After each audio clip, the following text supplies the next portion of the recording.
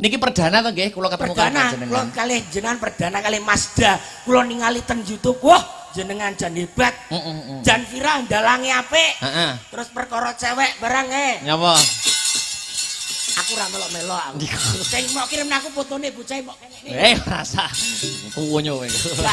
Tapi matur nuwun Mas. Nggih, matur nuwun. Kepangihan warga masyarakat. Foto lawas kuwi tak tapuk ndasmu kowe. Foto lawas apa? Foto lawas. Iki iso dingene kae anu kae aku gelut karo wong ngono lho, pegel karo wong. Ha iya, pegel apa lek kirim foto karo aku arep muni. Oke. Ya.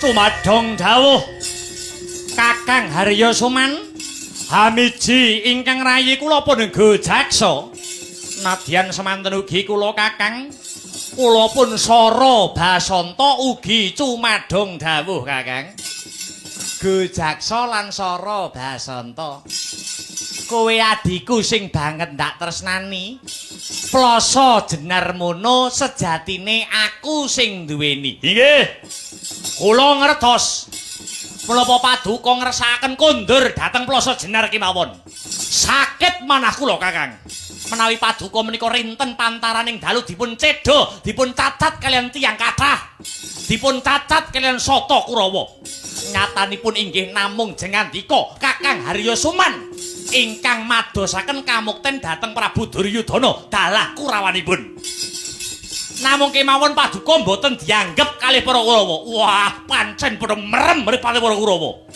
Wis ora perlu padha ngrasani sing ora-ora. Ora perlu aku dadi ratu, pancen wis dadi niatku. Aku ora kepengin mukti ning aku pengin mati. Loh, kok ngaten? Iya. Tinimbang uripku iki mung dadi cacatan, bakal tak tetepi sing dadi ubayane Pati Sengguni. Aku gelem mati yen matiku ana sajroning peperangan. Dina iki anggonku arep maju perang ora sah nganggo gelar. Ora susah nganggo gelar apa-apa. Jalaran ya wis kentekan wong. Arep nganggo gelar Garuda nglayang wonge ya kurang. Arep gawe gelar Emrit Nebo wonge ya ora ana. Arep nganggo gelar Cakra Byuha saya ora bisa. Dina iki aku sing bakal madeg dadi senopati Jaksa. Kula pengapitipun kanan, kula pengapitipun kiring Kakang Patih. Ya bagus. Dina iki Jaksa lan Sara Basanta lan kabeh para wadyabala sing mung ora sepira akehe gawan saka plasa jenar mara enggal cecawisa gaman. Aku pribadi kang bakal madeg dadi senopati. Muga-muga antuk pengasih saka Gusti ingkang Maha Asih. Ndok dhateng sinika mangestukaken dawuh. Bocah Temenggung, kula wonten dawuh tinimbalan Kanjeng Sinur hamiji ingkang kula pun tumenggung. Mara gage metuwun jaba. Metuwun jaba kirap para wadyabala. Para wadyabala gawan saka plasa jenar. Kinen memanuki Kakang Patih Haryo Sengguni anggone madeg dadi senopati. Niki Hamid Madal Pasilan. Aja bocah cilik aku bocah Temenggung. Kumreh kang bala lumares. Kujaling prawadya.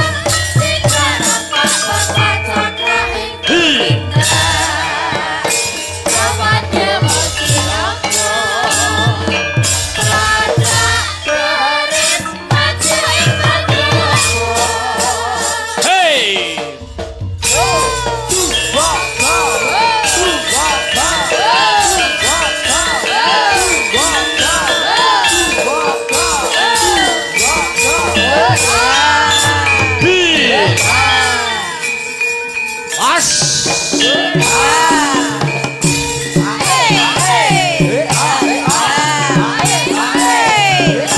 Awas.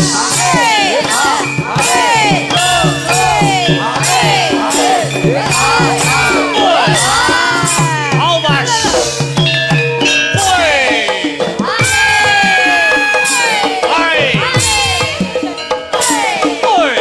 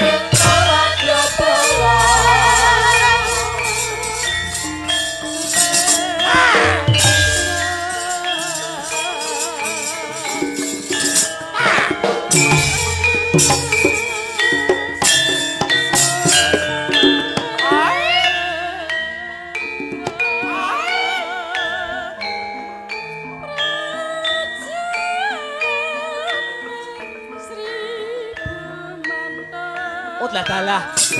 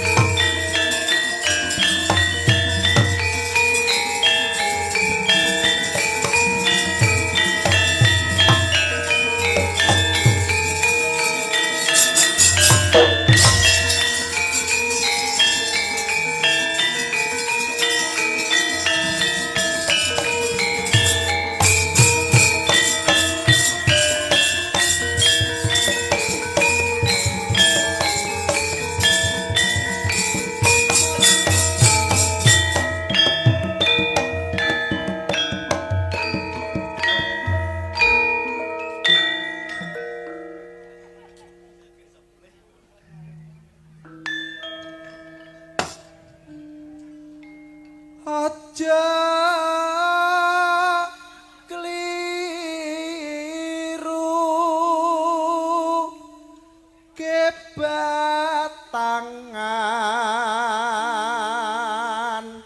cangkrimanku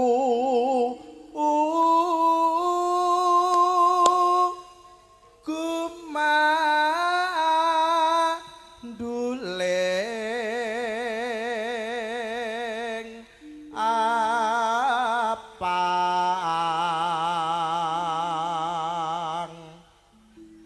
yen mabur ing wanci bengi palam sawo kamrampok kena ing sida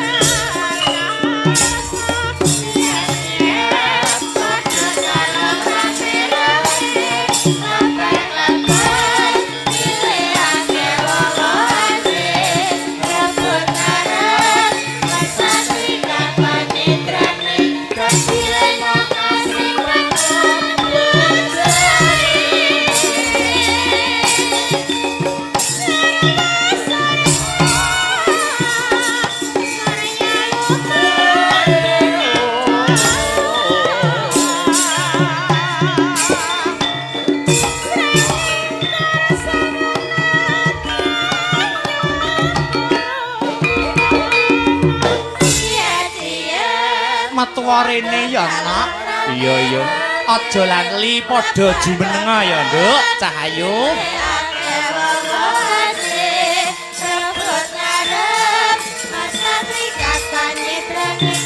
Asik. Yo.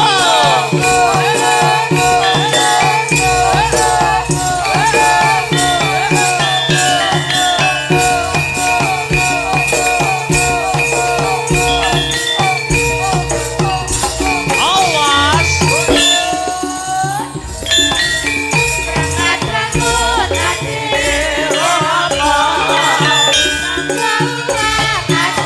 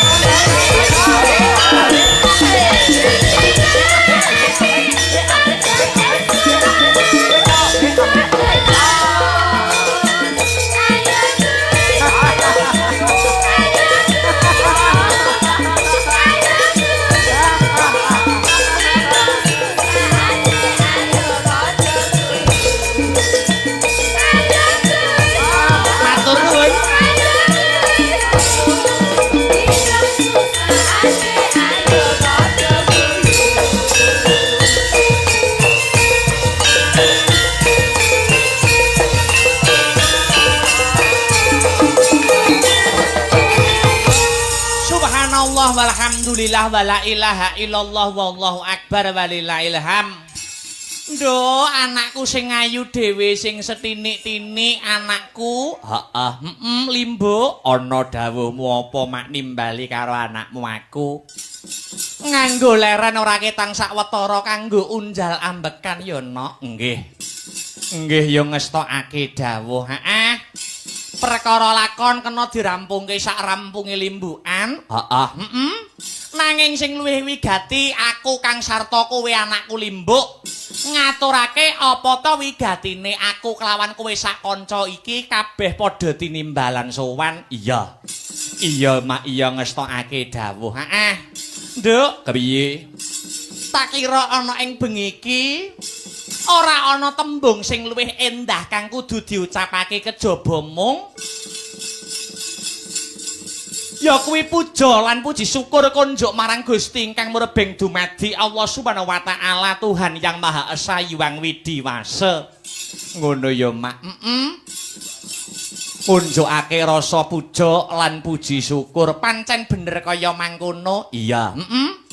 Kang wis malembarake keberkahan Kang sarta kenikmatane marang awake dhewe. Iya. Becik nikmat sehat, nikmat sempat, nikmat iman. Heeh. Saengga aku karo kowe bisa manunggal ingkang sarta tetunggalan ana ing ngadicara bengi iki. Nggih. Nggih ya nggih ngestokake dawuh. Heeh. Lah banjur bengi iki ropian-ropian digelar. Iki mengeti adicara apa mak aku nyadong dawuh iki ngene ya nok. Adicara bengi iki adicarane ya kuwi tidak lain dan tidak bukan ya ya kuwi sedekah bumi sedekah bumi utawa bersih dusun ucapan dan ungkapan rasa syukure para warga masyarakat para pepunden-pepundenku ingkang lenggah ana ing kukuban dusun ya kuwi Jatisari dusune desane Jati Punggur Kecamatane Lengkong Kadipatene Nganjuk. Wo ngono ya mak. Adicarane bersih dusun utawa sedekah bumi utawa nyadranan.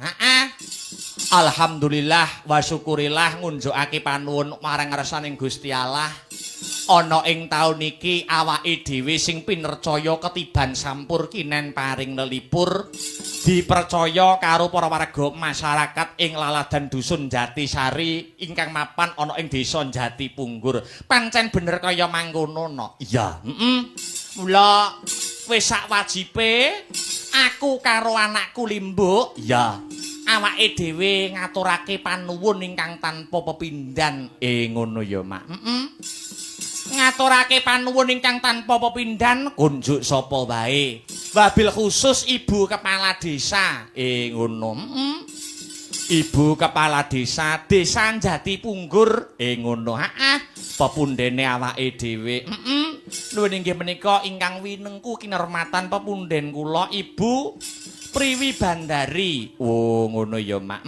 Iya ngestokake dawuh mau go rawuh ana ing sore mau malah kepareng babar pangandikan Bapak Camat Lengkong Bapak Wardaya. Kang sarta pepundenku Bapak anggota DPRD Nganjuk Bapak Haji Fauzi Irwana. Oh ngono. Saka partai politik Nasdem. Iya ngaturake panuwun. Uga ngaturake panuwun kang tanpa pepindhan. Ya. Konjuk dumateng seluruh panitia sing wis ngewangi bot repot kanggo lumadine ngadicara wayangan bengi iki. Lan untuk seluruh para warga masyarakat kang lenggah ana ing dusun Jatisari, Desa Jati Punggur. Warga masyarakat kabeh Jatisari kang ora bisa ndak sebutake siji mbaka siji no. Oh ngono. Kang wis percaya marang awake dhewe sak kanca. Saka Jalan Mastrip Ganung Kidul Kadipaten Nganjuk. Iya, kanca-kanca Sanggar Seni Astabrata.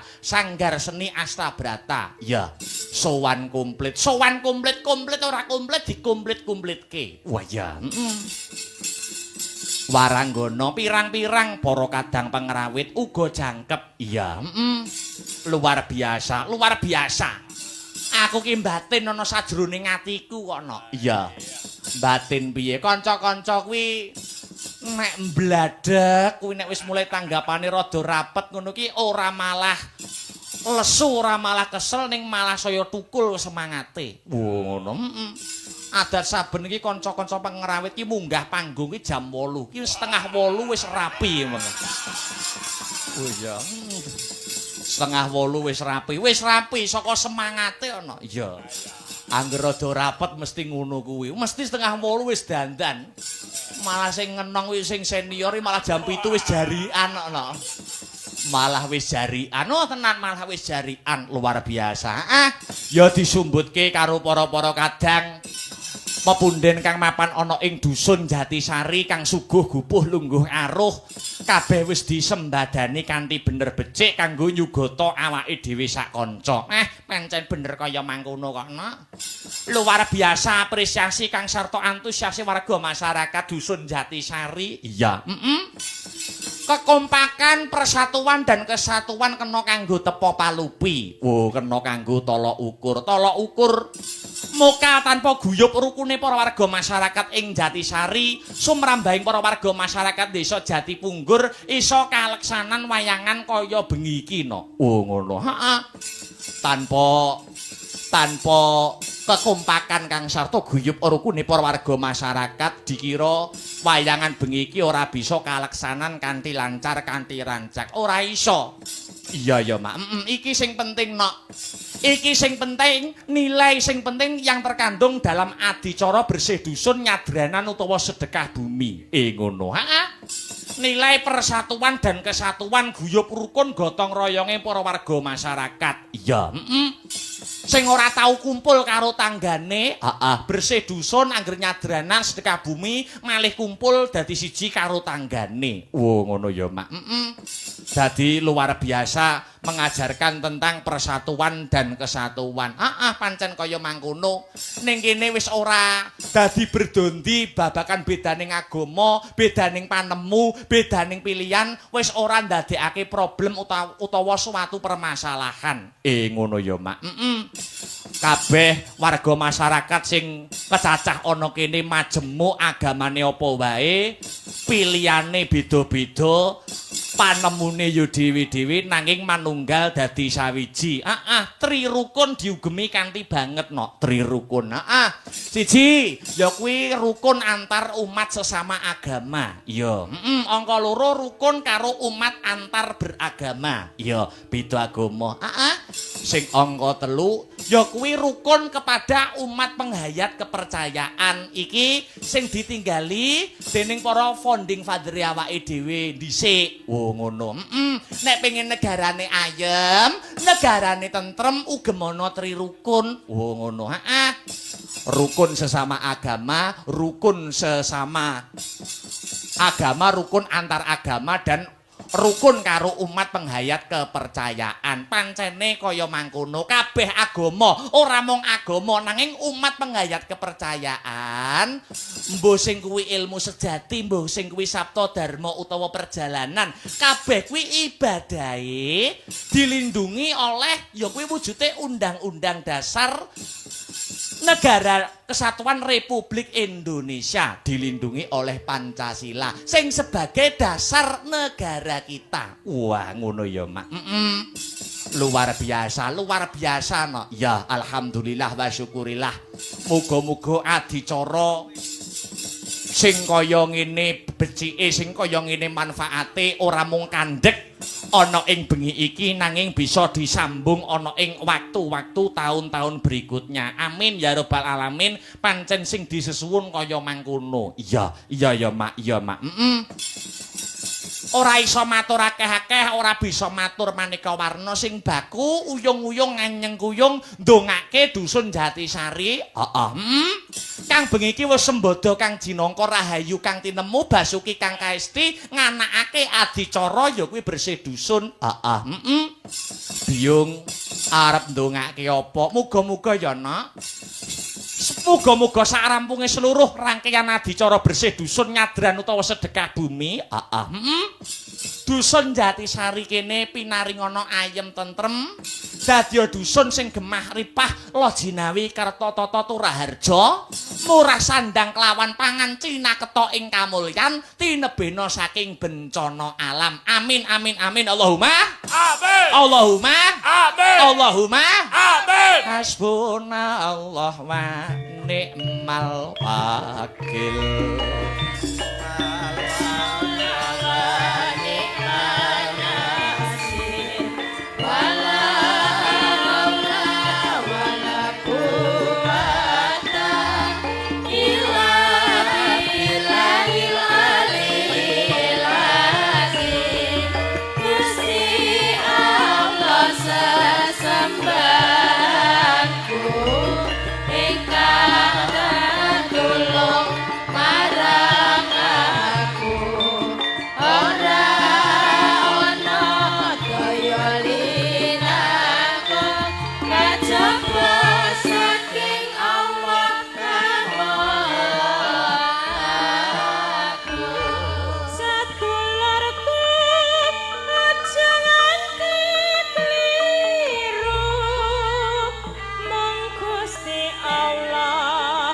Sesembahanmu rinten lan dalu mung limang wektu kanggo mrasta mungkar lan nafsu sedulurku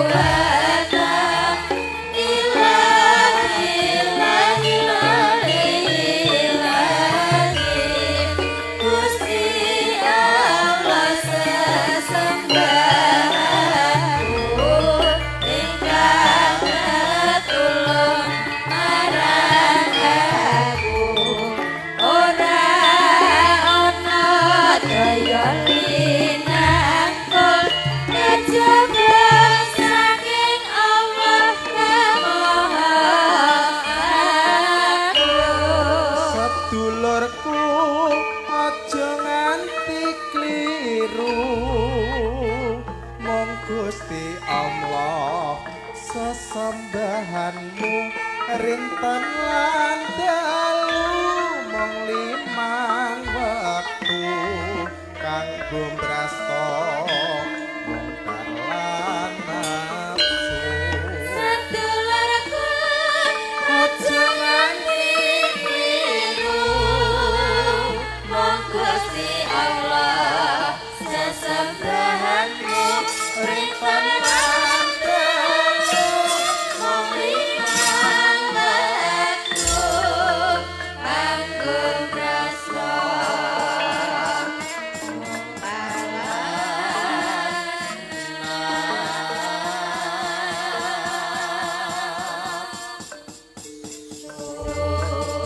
sowan komplit sowan komplit wayang gamelan sound system kabeh borongan sak kanca-kanca live streaming Astabrata Media kabeh digawa saka ngomah Mas Tripno alhamdulillah iso sowan alhamdulillah iso sowan iki ya lumayan panggone rada jembar panggone rada wiyar ngono dadi iso nganggo kelir sing ukuran 12 meter no. Ngono.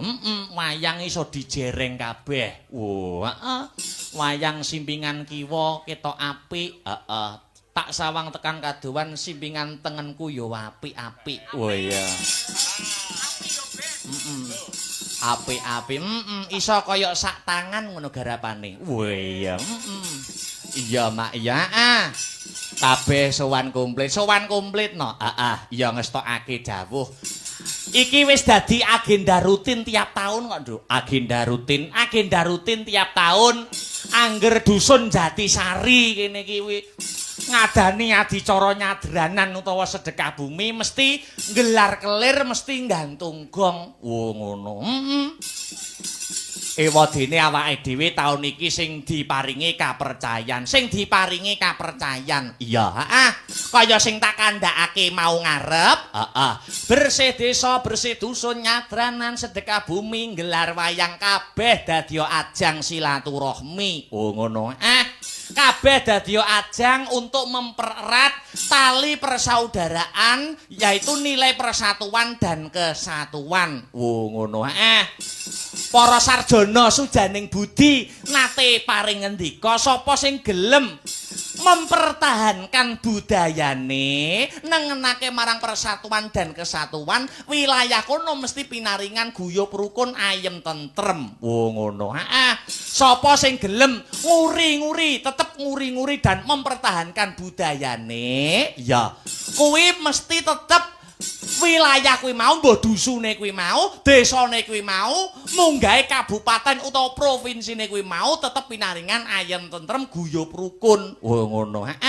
Dadi angger tetep gondelan karo budayane fa insyaallah warga masyarakate utawa penduduke pinaringan ayem tentrem pancen kaya mangkono no. Ya, contone Indonesia wabil khusus ana ing tanah Jawa kene. Iya, akeh to para manca-manca negara iya sing ora duweni budaya sing ngiwake perkara guyub rukun sing ngiwake perkara persatuan dan kesatuan wilayah kuwi mau ora iso tentrem nganti sakyaene contone konflik Timur Tengah nganti sakyaene ora iso rampung mergo apa mergo ora gelem bersatu ora duweni kabudayan. Ngono. Negara-negara sak Timur Tengah ke umpama bersatu ngrampungi Israel kuwi kecil no. Ngono. Nek ya gandeng Timur Tengah, gandeng negara Arab dhewe jek kedonyan, jek ngathok karo Amerika, ya. Kuwi angel nganti tekan seprene. Ngono ya, Mak. Ya, mula persatuan dan kesatuan patut diprioritaskan. Pancen kaya mengkono, aja ndumuk sapa-sapa, ning ayo awake dhewe adicara agenda rutin tiap tahun ngene iki minangka sarana mulat sarira hang rasa wani, introspeksi diri. Ya, iki sadurunge ngaturake tetembangan, Kang Sarto ngaturake mbak-mbak Kang Sarto adik-adik Waranggono. Iki akeh banget no layang-layang kang tumibeng ing pangkon. Ayo. Tuladane iki ana Nawala utawa Kintaka. Saking rombongan kanca-kanca Pladen request lagu ingkang angka setunggal nuwun inggih menika Tresna Waranggono.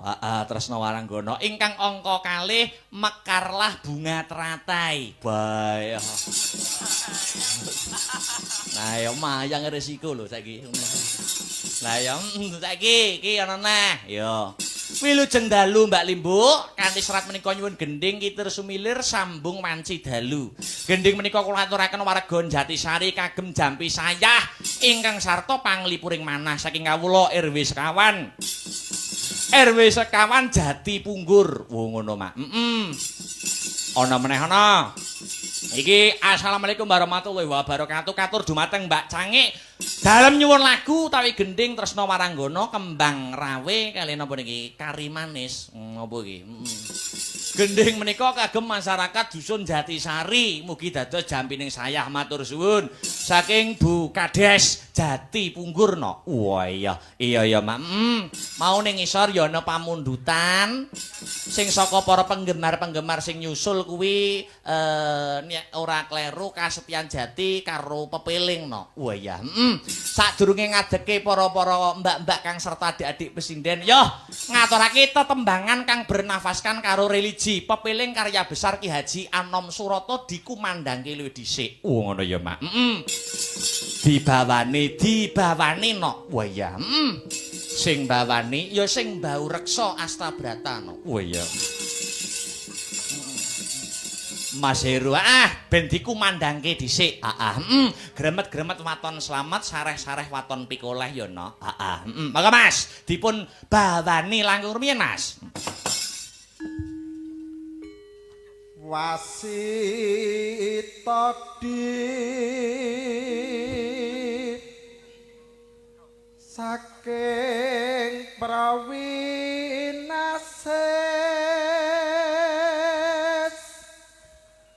ngeling ana wong urip ana donya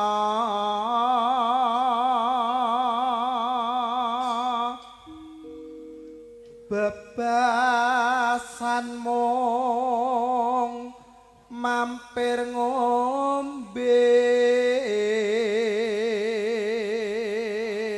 Tembang menika nggih kula kintunaken wabil khusus kagem Ibu Kepala Desa Jati Punggur. Ayo, lan sedaya perangkating desa, perangkating dusun, mugi-mugi saged karenan ing penggalih. Iya, Mak, iya. Lajeng, Mas. Salat kang limang waktu kudu tansah dipun lampahi.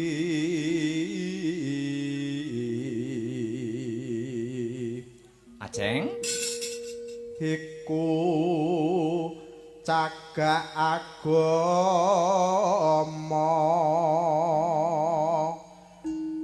pakartikang luhur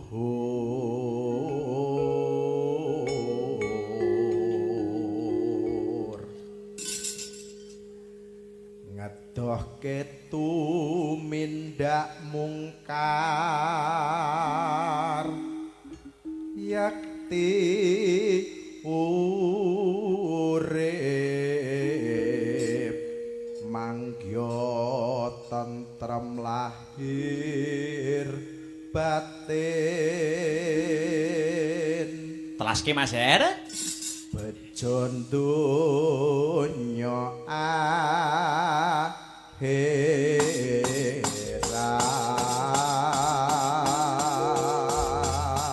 Uga katur para penonton kang memonitor lumantar channel YouTube Astabrata Media sing wis ngancani awake dhewe live streaming. Lumantar channel YouTube Astabrata Media wilujeng lek-lekan. Nggo cegah lek ngancani awake dhewe. Matur nuwun panyengkuyungipun. Oh iya, Yo tibake Pepiling dadekke, Cok.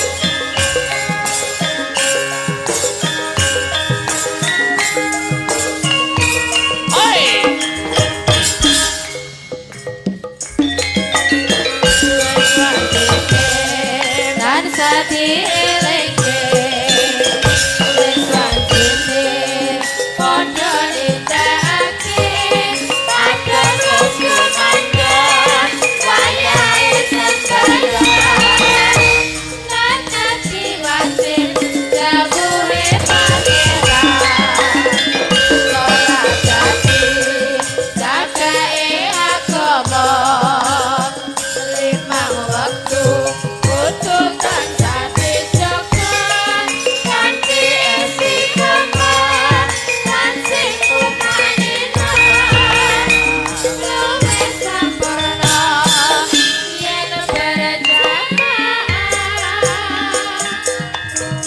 Subuh duhur lan asar salat saya ingatake tindak Maghrib lan isya jam tepin raya bane ditambah salat sunahe Sembrono iku perintah agama kelingono ing donya mung sedela sampun langkah-langkah Matur nuwun. yen ngatenge besok munggah suwarga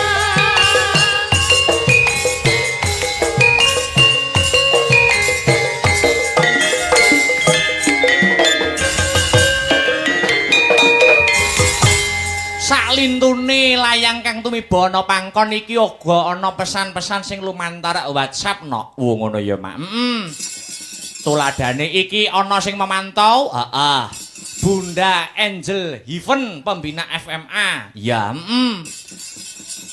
Uga Jengsul Subari anggota FMA sing saka Hong Kong. Oh ya, Kagem Mas Akbar beserta kru Asta Brata sehat selalu, sukses ke depan bersama FMA. Wah ya, ana meneh.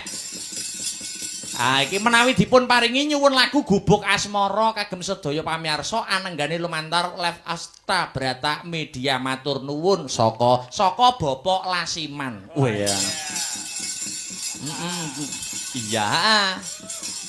Ana. Iki uga kepareng rawuh, Mbah Taryono, Pak Wo. Iki uga sisan gawe ngumumne awake dhewe besok uga tinimbalan sowan ana ing PG Lestari. Wo ngono. PG Lestari tanggale 21 Mei no. Wo ngono, Mak. Ya. Nek ora kleru lakone Kresna Duta. Wah iya. Ya ngestokake dawuh. Ya. Dipinangkani siji mbaka siji. Iki ngajak sinden Cik Rok Lu Patmo 67 pitulungan no. Oh iya. Pitulungan kanggo para warga masyarakat ana ing Jatisari. Oh iya. Dijumenengke siji mbaka siji. Pancen prayogane kaya mengkono. Sapa sing kepareng luwih dhisik? Nggih menika nuwun inggih Mbak Yovika Listia Risma Kang Mijil saka Kadipaten Ngawi. Wah ya Ngawi ramah. Ya, sepati coba kaya apa trot.